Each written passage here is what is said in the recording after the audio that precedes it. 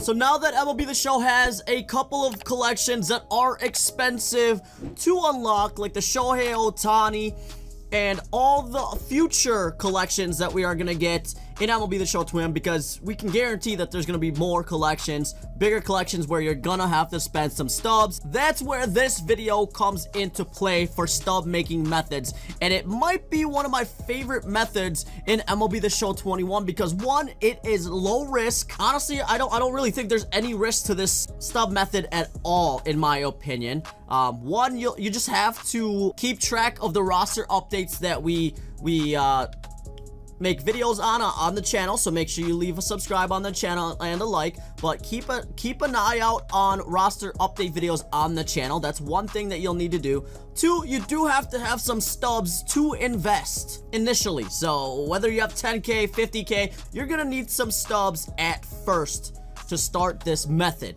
So you are going to be going into the marketplace to do most of these, or even in my inventory right here. The basics of it is finding players that are going to be upgraded during the roster updates and buying them at a lower price than their quick sell. So say we know guaranteed that a silver 79 overall is going to be going gold. We're going to buy them for around 500, 555, maybe even lower, because some of them can get lower than that. And then when they do go, you know, gold, we then wait for those orders to fill. Whether we get them at 500, 555, 100 stubs, we wait for them to fill up, and then we quick sell them for the quick sell price, or if they go up even more. So I want to show you a couple examples. If I'm confusing here real quick, confusing you, I want to show you a couple of examples of those that recently went gold. And this goes with golds to diamonds too, but I'm going to show you guys silvers to golds first that went recently. Like right here, Hunter Renfroe right away, 80 overall. He was just silver in the last update.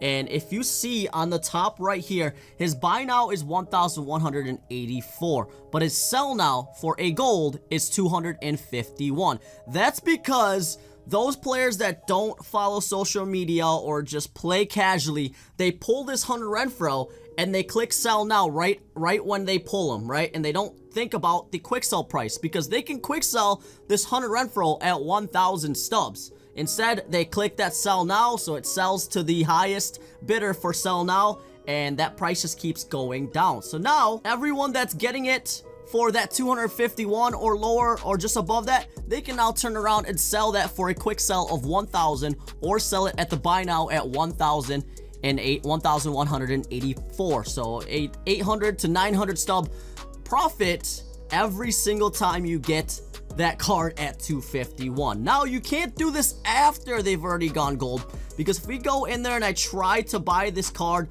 for 251, it's not gonna let me, because golds right here, your price is less than the quick sell value of 1,000. But if you get these orders in before they go gold and before they get their upgrades, like you see here, someone did it.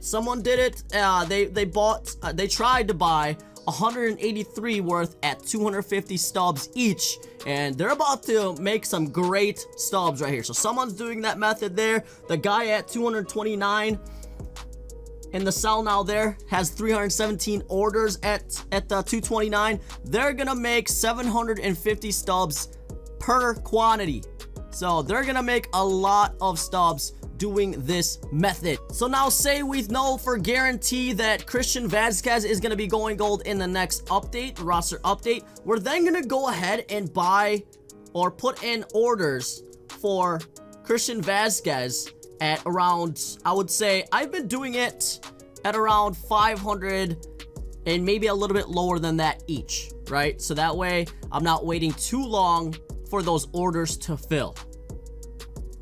The lower you have your numbers, say you put in for Hunter Renfroe around 250, he just reached 250 right now, and it's been a couple of weeks since the last update. So the lower you put your sell now at, the lower you put your buy orders in the sell now, the longer you'll have to wait, the longer you'll have to be more patient if you want to get it for cheaper. But if you're impatient like me, I would even put in buy orders for 600 or something like that. So let's go over someone who I think is going to be going gold. I've been watching, obviously I'm a Brewers fan, so I've been watching a lot of Brewers.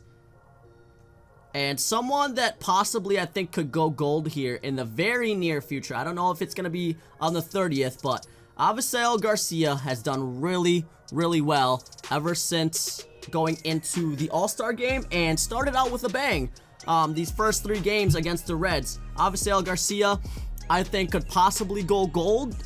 If not on the 30th, I think he definitely will go gold soon. So, Avi Garcia, if I think he's going to be going gold, I'm going to put in buy orders for around 300 right now, I would say. And I will just let it sit there until it racks up. But I don't know if that's a good... Let me see here. I want to see if I can find a better example of someone that... Okay, so like Goldschmidt. Paul Goldschmidt. If we think Paul Goldschmidt is going gold, guaranteed, and his buy now right now is 750 and sell now at 601, I'm going to put in a bunch of 500 or even like 501 if I want to be above people. I'm going to put in a bunch of 501 orders, right? So now I just put in 5 orders at 501 each. Now we're just going to wait. We're going to wait and let those buy orders sit in there until he does go gold. And then after the update, if he does go gold there, we wait even more. We wait until everyone starts selling all their cards.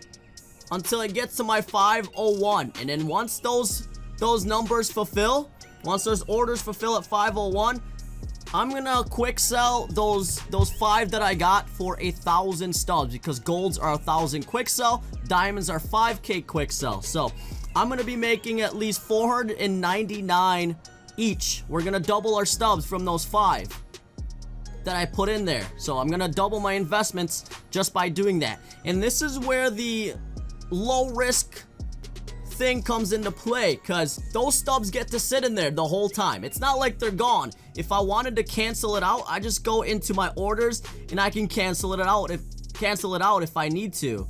Those are my completed, but my active, you see this here? If I wanted to close these out, I can. They just sit in there. It's not like those stubs are gone. That's why this is a low risk investment, low risk method to make stubs. The only really big things that you need to worry about is if the player is going to be upgraded, okay?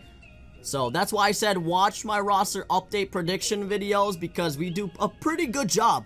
Our percentage rate on silvers to gold this year have been very, very good. Another example here, look at this, Harrison Bader. There's no sell nows because everyone sold it. Every single Harrison Bader. So those people that tried to buy Harrison Bader at 100 each probably got those at 100 each, and they were able to turn around and sell them. Right here, here's another example, Tyler O'Neill. People put orders in. I banked on Tyler O'Neill. I think I bought 50 Tyler O'Neills at around 500, 555, and I was able to quick sell them at 1,000 each when he went gold. Now I want to make an example on a diamond that went from gold to diamond. You can do this for golds to diamonds as well. So like, let's see here. I want to show you someone that just recently went diamond. That's down in price right now too. All right, so Joey Gallo recently went diamond. He's got no buy orders, but if you were able to get orders in before he went diamond, so maybe around 1,500 each, you would have made a lot of stubs. So you can make a lot more stubs from gold to diamonds than you can from silver to diamonds. Let's see here. Let's see if I can find another example of someone that just recently went diamond. All right, here's another good one, Tyler Glasnow. So there's 4 orders there above 5,000, which is the diamond quick sell.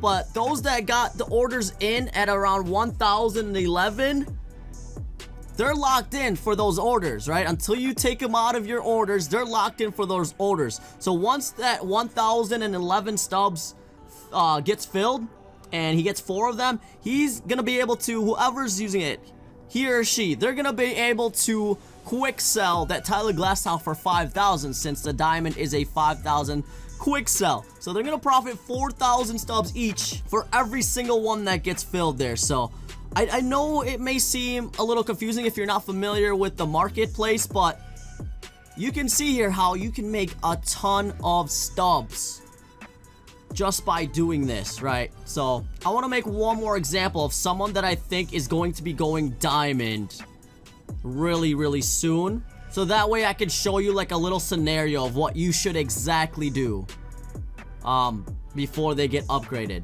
Okay, so I want to make an example out of Freddy Peralta, right? So now I don't know if he's a lock for diamond anymore. He kind of had a little rough for Freddy Peralta. It was a rough outing, so I don't know if he'll go diamond on the 30th this month. If he has a couple more great outings, maybe. But so his price range right now is really good, actually. So what I would do right before an upgrade is I'm gonna put in orders for Freddy Peralta at around 3,000. I'm gonna say 3,055. I'm gonna put in a few orders for Freddy Peralta at 3,055. So I'll do that. Actually, maybe even lower. I'm gonna go even lower because just in case he does bad, the prices are gonna plummet. So I'm actually gonna put in buy orders at like 1,899 each. Right? So at each Freddy Peralta, I'm gonna put in buy orders for 1,899. Put in as many as you want, as many as you can handle. If you need the stub for something else, maybe don't put in too many orders, but I'm gonna put in 1,899, maybe like 10 of them. Okay, just to make an example for this video, I'm gonna put in 10 buy orders at 1,899 each for Freddy Peralta. I don't know if that's 10 or not there, but I'm pretty sure I'm getting close. All right, maybe that's 10. I don't remember. But anyway, so I got those 10 orders for Freddy Peralta at 1,899, and I'm only doing this if I know he's going diamond for sure. Right? From here, what I'm gonna do is wait to see if he does go diamond. Once he does go diamond in the next roster upgrades, then we wait some more until people start to sell them at a lower price. So the 3,305 have to be sold first. Everything above me in price has to be sold first. So it could take a week. It could take 2 weeks for my stuff to be fulfilled. But when it does fulfill, ladies and gentlemen, I'm gonna show you real quick my active orders. So I got these orders. So once these do fulfill, and they will, because there's a lot of people out there who don't know about the quick sells, who just sell them at the sell now because they're impatient and don't really know how to work the market too much. Once those fulfill, I can then go and turn around and quick sell each of these at 5,000 each or more if it's more than the quick sell, but 5,000 each. So that means I'm gonna make about 3,101,000 stubs for each of these Freddy Peraltas. So very easy, super low risk doing this method, but I would say the only downside is having to wait maybe a couple weeks, maybe 3 weeks for these orders to fulfill. But like I said, if you can't wait that long and you need some stubs, you can always cancel these out and get your stubs back. You see that? You can always cancel those out to get your stubs back. But I hope I explained that pretty well for you guys. I've been doing this since last year and have made some pretty good stubs doing this and just being patient. And this is definitely one thing I focused on early in the season, was to do this method because they start to stack up. Once those orders fill, the stubs start to stack up. So, but that's what I've been doing because I get bored of flipping. So I haven't done a lot of flipping this year, but done a lot of that. Done a lot of this method here. So I hope this helps, especially for those of you that are new. Like I said, this might be confusing for those that aren't familiar with the MLB The Show market, but I hope I explained it well enough. If you have questions, let me know in the comments down below. Thank you guys so much for watching today, and as always, I'll catch you in the next one.